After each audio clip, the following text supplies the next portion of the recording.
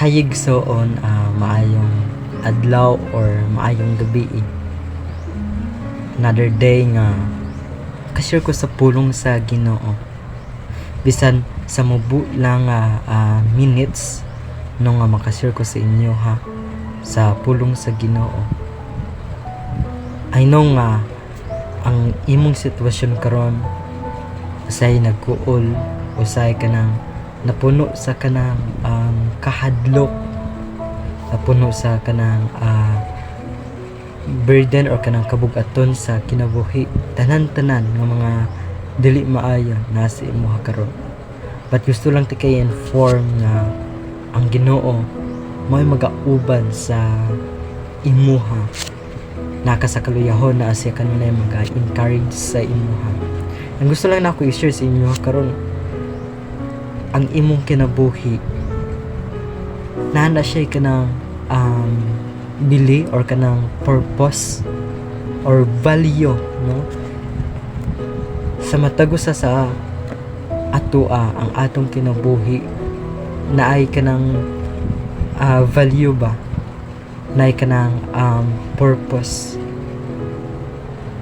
And I know nga usahay ang imong kinabuhi gina-feel nimo sa imong kaugalingon nga wala kay value, it because sa sitwasyon nga maglisod kag makipag kompetensya sa uban, nga na ang usahay nga ma-feel nato.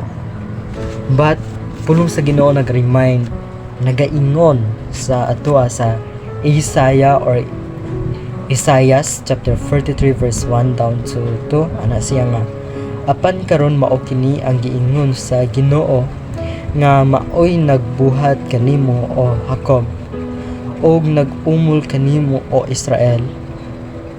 Ayaw kahadlok kay gilukat ko na ikaw, gipili ko ikaw ug ikaw ako ana, maguban ako kanimo, iniglatas mo sa katuligan, ug dili ka malumos, inigtabok mo sa mga suba, inigagi mo sa kalayo, dili ka mapasok o lamyon sa sigan ini. Uy, nga to ang value sa atong kinabuhi. Ang atong value nga sa Ginoo nato makaplagan. Ang atong value sa kinabuhi nga naga-remind sa atoa nga tungod sa atong bili wala nato nakaplagan, it because sa pagkulang sa atong panabot. Pero pinaagi sa Ginoo nag-remind sa atoa nga atong kinabuhi na ay balyo. Ang pulong sa Ginoo nagahatag sa atoa ug kanang kadasig, no? Nagahatag sa atoa ug kanang kaayuhan ug tabang. Sama sa iyang giingon diri sa verse 1 ug 2 sa Isaiah 43, no? Ayaw kahadlok, it because ang Ginoo magauban sa imuha kung asa man ka moadto.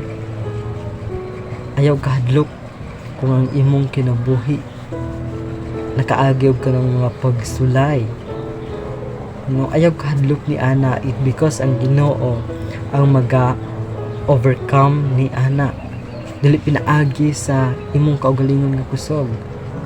Ayaw kahadlok kung naay time nga na-fail ka, no? Ayaw kahadlok kung naay time nga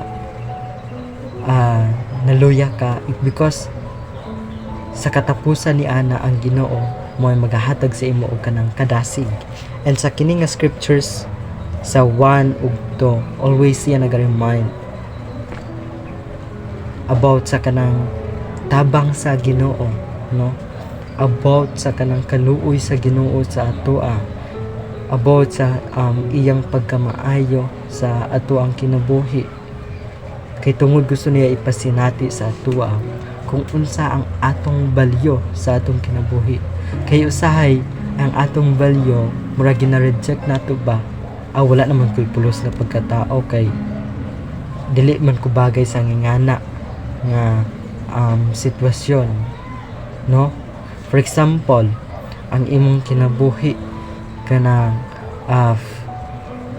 down na kaayo ka, tapos ang katong pagka-down nimo nagahatag si imuha og kanang mas more pa nga kaluyahon ug nagpadala ka ato, no?